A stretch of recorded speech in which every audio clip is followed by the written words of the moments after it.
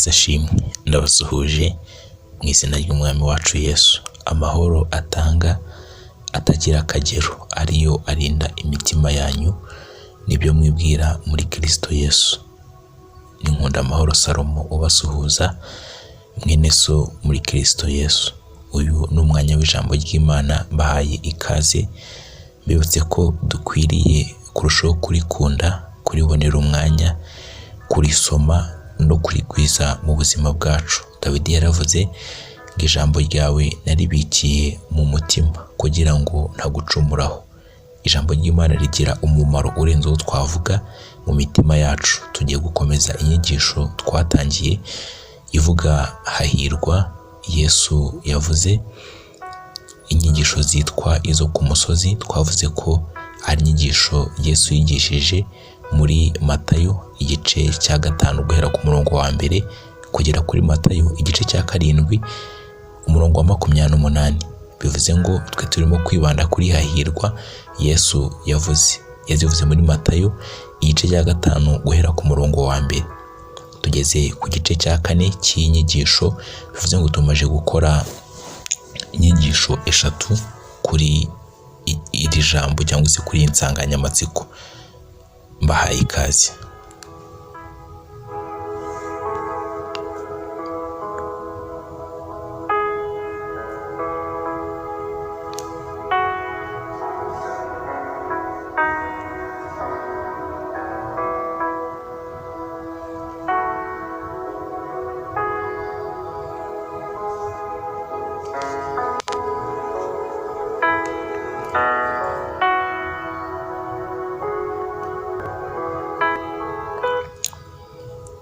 Tugiye gusoma ijambo ry'Imana riri muri Matayo n'ubundi igice cya 5. Ndasoma umurongo wa 6. Haranditse ngo hahirwa abafite inzara n'inyota byo gukiranuka kuko ari bo bazahazwa. Hahirwa abafite inzara n'inyota byo gukiranuka kuko ari bo bazahazwa. Muri izi hahirwa Yesu yavuze, yagiye avuga ibintu bitandukanye nuko isi igaragaza abahiriwe abari bo. Bivuze ngo isi yo ishyira abantu mu matsinda bitewe n'ubutunzi cyangwa se n'amashuri bize cyangwa se bitewe n'ibyo bafite. Ariko Kristo ari kutwereka ko guhirwa nyako ari uguhirwa turi muri ubu buzima, ndavuga mu buryo bw'ubumana, ariko na nyuma y'ubuzima uko guhirwa kugakomeza. Bavandimwe, ibi dukwiye kubyitaho. Ntidukwiye kugarukira gusa ngo dufite iby'umubiri biduhagije, oya, ahubwo dukwiye no gutera intambwe tukarenga aho ngaho. Imana ishimwe cyane. Bivuze ngo muri iri jambo tugiye kureba ibintu 3 by'ingenzi. Bivuze ngo hari ukugira inzara n'inyota byo gukiranuka ni 2, hari no guhazwa. Bivuze ngo icy'ingenzi nshaka kubanza kuvuga no kubanza gusoma iri jambo muri Bibiliya, ijambo ry'Imana. Haranditse ngo hahirwa abafite inzara n'inyota byo gutunganira Imana kuko ari bo bazahazwa. Imana ishimwe cyane. Bivuze ngo iri jambo rirabwirwa abamaze gukingurira Kristo umutima, bakamwakira, bagahinduka gukiranuka kw'Imana. Ubwiza bwa Kristo bukababaho, bukatubaho, tugahabwa ikimenyetso cy'amaraso, tugahabwa umwuka wera nk'ingwate. Iri jambo nibo ririmo ribwirwa. Ntabwo ribwirwa umuntu uri mu byaha rimubwira ngo ukora imirimo myiza ubwo uraba ufite inyota n'inzara byo gukiranukira Imana, oya, ibyo byaba atari byo.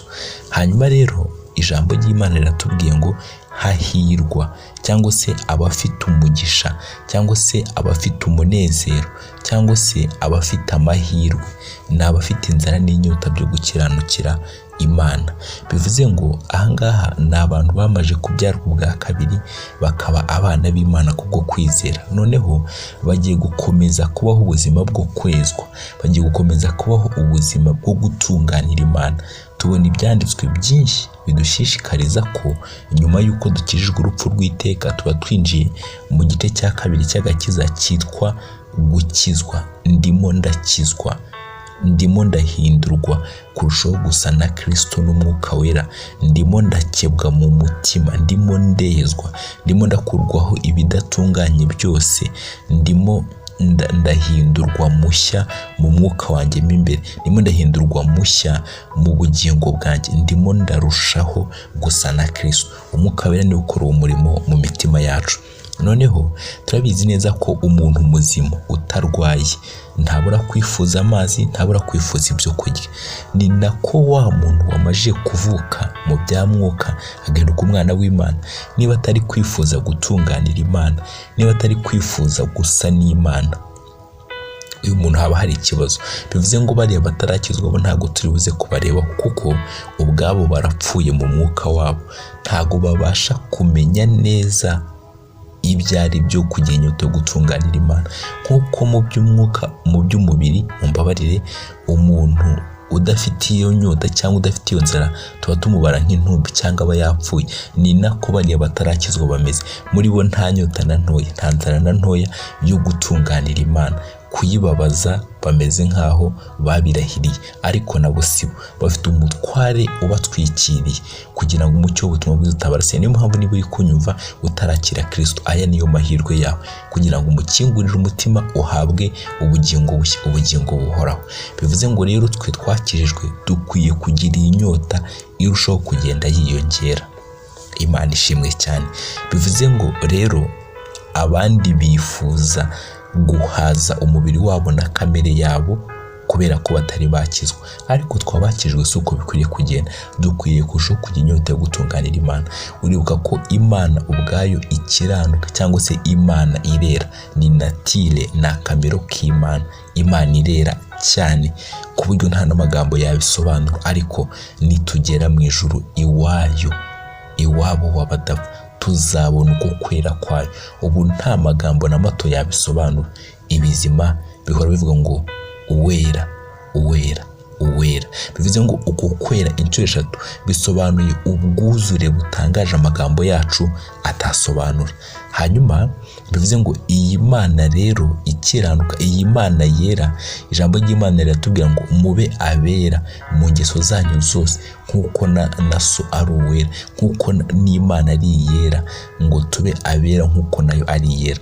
Ntabwo irimo ibiduha nk'umutwaro tugomba kurwana nawo, oya, ahubwo iratubwira kwera, ikaza ikaduha n'imbaraga kugira ngo tugendere muri uko kwera. Imana ishimwe cyane. Hanyuma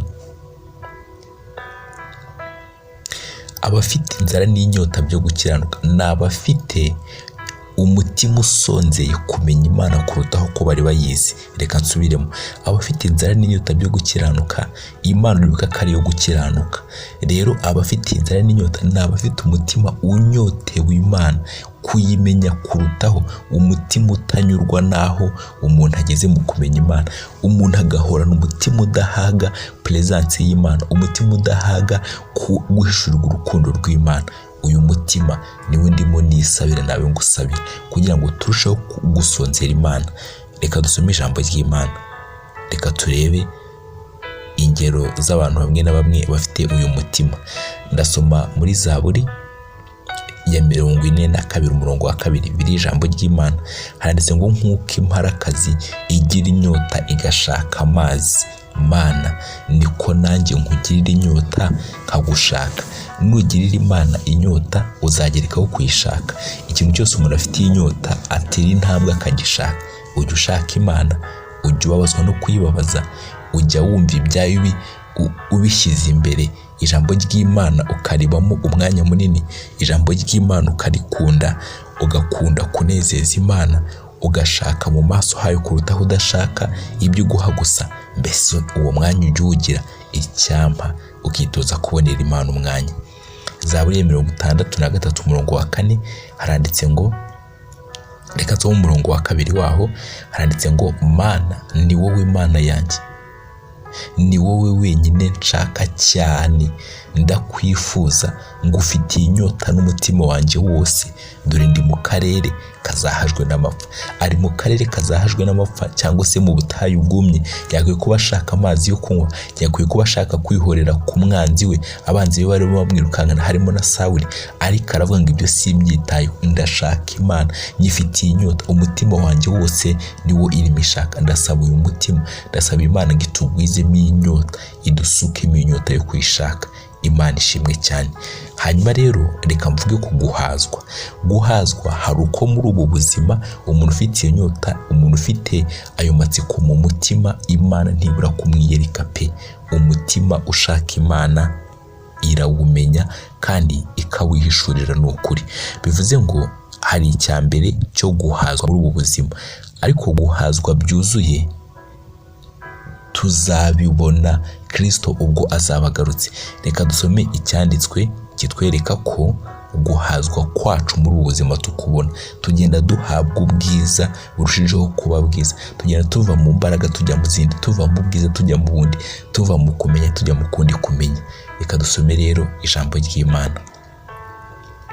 Tugiye gusoma ijambo ry'Imana dusanga mu Abakorinto, ijambo ry'Imana dusanga mu Bakorinto ba 2:3-18. Handitse ngo ariko twebwe ubwo tureba ubwiza bw'Umwami turebera nko mu ndorerwamo, mu maso hacu hadatwikiriye, duhindurwa gusa nawe, tugahabwa ubwiza buruta ubundi kuba bwiza nk'ubw'Umwami w'umwuka. Bivuze ngo ubu bwiza bugenda burushaho kwiyongera. Imana ishimwe cyane. Kuva mu bwiza tujya mu bundi, kuva mu mbaraga tujya mu zindi. Imana ishimwe. Bivuze ngo noneho ngiye gusoma icyanditswe kitugaragariza ubwiza tuzahabwa burushijeho ubu ngubu ubwo Kristo azaba agarutse. Yohana, urwandiko rwa mbere rwanditswe na Yohana, igice cya 3:2 haranditse ngo bakundwa, ubu turi abana b'Imana, ariko uko tuzamera ntikurerekanwa.